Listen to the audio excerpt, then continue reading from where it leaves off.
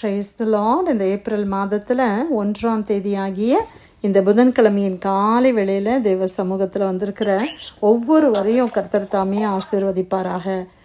இந்த நாளிலும் நம்ம தியானிக்கிற கர்த்தருடைய வார்த்தை நம்முடைய பரிசுத்த வேதாகமத்தில் சங்கீதங்களின் புஸ்தகம் 138வது சங்கீதம் 6வது வசனம், Psalm 138 verse 6. கர்த்தர் உயர்ந்தவராயிருந்தும் தாழ்மை உள்ளவனை நோக்கி பார்க்கிறார், மேட்டிமையானவனையோ தூரத்திலிருந்து அறிகிறார். அல்லேலூயா. கர்த்தருடைய அருமையான இந்த வசனத்துக்காய் கர்த்தரை ஸ்தோத்திரிக்கலாமா? வசனம் என்ன சொல்லுது? கர்த்தர் உயர்ந்தவராயிருந்தும் தாழ்மை உள்ளவனை நோக்கி பார்க்கிறார். அல்லேலூயா. நம்முடைய கர்த்தர் எவ்வளோ உயர்ந்தவர் இல்லையா? ஆனால் அவர் யாரை பார்க்கிறாரா? தாழ்மை உள்ளவர்களை அவர் நோக்கி பார்க்கிறார். நம்ம தாழ்மையோடு இருக்கும்போது கர்த்தர் நம்மை நோக்கி பார்க்கிற தேவனாய் இருக்கிறார். ஆனால் பெருமை உள்ளவர்கள், மேட்டிமையானவர்களையோ அவர் என்ன செய்கிறாராம்? தூரத்திலிருந்து அறிகிறாராம். இப்போ எனக்குள்ள மேட்டிமை, எனக்குள்ள பெருமை இருந்துச்சுன்னா ஆண்டவர் என்னை விட்டு தூரமாக இருக்கிறாங்க. அப்போ நம்ம ஆண்டவர் நம்மளை பார்க்கணும்னு நினைக்கிறோமா? நம்ம பக்கத்தில் இருக்கணுமா? நமக்கு தூரமாக இருக்கணுமா? நம்ம ஆண்டவர் நம்ம பக்கத்தில் இருக்கணும்னு விரும்புகிறோம், அப்படி தானே? ஆண்டவர் என் கூட இருக்கணும் அப்படின்னு விரும்புகிறோம். அப்படின்னா வசனம் என்ன சொல்லுது? நம்ம செய்ய வேண்டிய காரியம் என்ன? நமக்குள்ள தாழ்மையாக நம்ம இருக்கும்போது ஆண்டவர் நம்மளுடைய பருகாமையில் இருக்கிறார். அல்லேலூயா. அவர் உயர்ந்த தேவன். அவருடைய உயரத்தை நம்மளால் விவரிக்க முடியாத உயரம். ஆனால் அந்த உயரமாக இருக்கிற அந்த தேவன் மனுக்குலத்தை மீட்கும்படி இந்த உலகத்தில் அவர் கடந்து நம்மளை எல்லாம் மீட்டெடுத்தாரே, அதற்காக கர்த்தரை ஸ்தோத்திரிக்கலாம். ஹல்லேலூயா.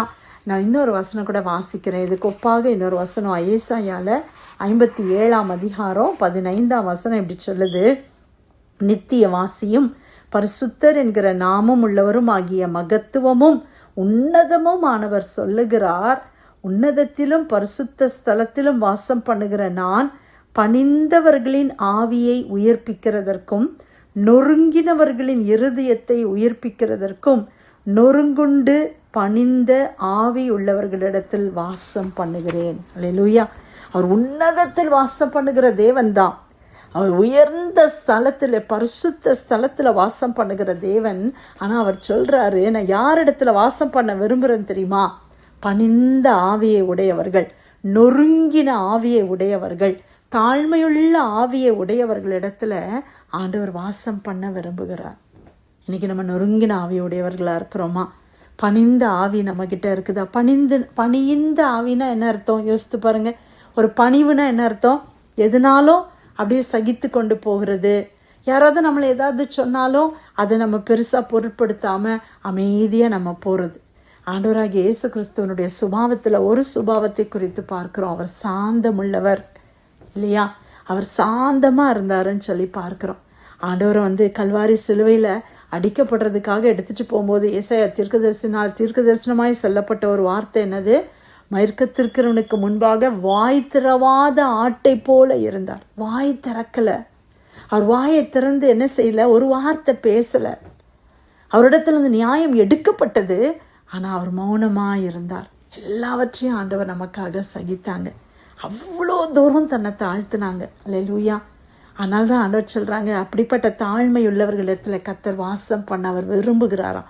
அவர் பரலோகத்தின் மேன்மையெல்லாம் விட்டுட்டு இன்னைக்கு நம்மளோட வாசம் பண்ண விரும்புகிறார். பிரியமானவர்களே, அவர் உயர்ந்த தேவன், உயர்ந்த ஸ்தானத்தில் இருக்கிறார். ஆனால் தாழ்மை உள்ள நம்மை அவர் நோக்கி பார்க்கிறார். இன்னைக்கு மனிதர்களை குறித்து நம்ம பார்க்கும்போது, மனிதர்கள் உயர்ந்த ஸ்தானத்தில் இருந்தாங்கன்னா அவங்களோட ரொம்ப லோ லெவலில் இருக்கிறவங்கள அவங்க பார்ப்பாங்களா? ரொம்ப பெருசாக பார்க்க மாட்டாங்க, அப்படி தானே? அவங்கள பற்றி அவங்களுக்கு ஒரு கரிசனை இருக்காது. இன்றைக்கி ஒரு பெரிய சிஇஓ ஆஃப் அ கம்பெனி ஒருத்தர் இருக்கிறாருன்னு வச்சுக்கோங்களேன்.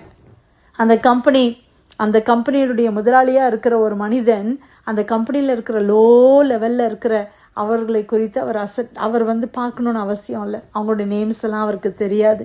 அவங்க ரூமை யார் க்ளீன் பண்ணுறாங்கன்னு அவருக்கு தெரியாது, இல்லை எதுவுமே தெரியாது.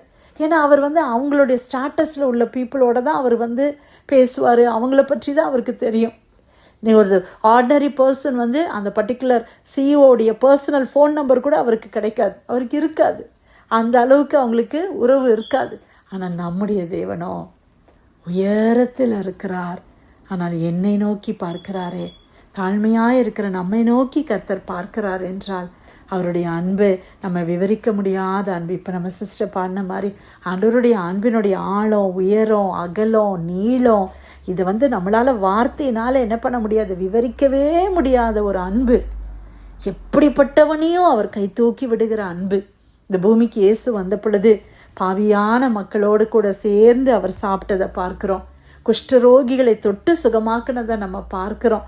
எத்தனையோ சொசைட்டியால் புறம்பாய் தள்ளப்பட்ட எத்தனையோ அவுட்காஸ்ட் சமாரிய ஸ்திரியை குறிச்செல்லாம் பார்க்கும்போது அவங்களாம் ஒரு அவுட்காஸ்டாக இருந்தாங்க. அன்னைக்குள்ள படி அவங்க கூட யாரும் பேச மாட்டாங்க. ஆண்கள் அவங்களோட பேசவே மாட்டாங்க, யூதர்கள் அவங்களோட பேசவே மாட்டாங்க. அப்படிப்பட்ட இருந்தவர்களையும் ஆண்டவர் எவ்வளோ அன்பாய் அவர்களோட பேசி அவர்களை கர்த்தருடைய பிள்ளைகளாய் மாற்றினார். அல்லேலூயா. ஏன்னா ஆண்டவருடைய அன்பு இல்லை பிரியமானவர்களே. நம்மளும் எவ்வளோ உயரத்தில் இருந்தாலும், நம்ம எவ்வளோ உயரத்தில் கர்த்தர் நம்மளை கொண்டு போனாலும், நம்ம கீழே இருக்கிற அநேகரை நம்ம கண்ணோக்கி பார்க்குற அந்த குணம் நமக்கு எப்போதும் இருக்க வேணும். அதுதான் நம்முடைய கர்த்தருடைய குணம். அந்த குணம் நமக்கு இருக்கணும். அல்லேலூயா, ஆமேன். இன்னைக்கு பாருங்க, உலகம் தங்களை அந்த லெவலுக்கு கொண்டு போன அநேகரை கூட மறந்து விடுகிறார்கள். இன்னைக்கு நல்ல ஹை லெவலுக்கு போனால் தன்னுடைய பெற்றோரை கூட அநேகர் என்ன செய்துடுறாங்க, அசட்டப் பண்ணுறாங்க. உங்களுக்கு என்ன தெரியும், நாங்கள்லாம் எப்படி இருக்கிறோம், உங்களுக்கு என்ன தெரியும், இது தெரியாது அது தெரியாதுன்னு அவங்கள குறைவாக நினைக்கிறாங்க. ஆனால் ஒரு காலத்தில் அவங்க தான் நம்மளுக்கு உதவி செய்தவர்கள் இல்லையா? இன்றைக்கி அப்படி அநேகர் இருக்கிறத பார்க்குறோம். ஆனால் நம்ம அப்படி இருக்கக்கூடாது. ஆண்டவருடைய சுபாவத்தை குறித்து இன்றைக்கி பார்த்தோம். நமக்கு என்ன இருக்கணும், தாழ்மை இருக்கணும். ஆண்டவர் நம்மளை தாழ்மையாக இருக்கும்போது கர்த்தர் நம்மளை நோக்கி பார்க்கிறார். ஆனால் மேட்டுமை சிந்தை மட்டும் நமக்குள்ளே வந்துருச்சுன்னா கர்த்தர் தூரமாக போயிடுறாரு. அல்லேலூயா.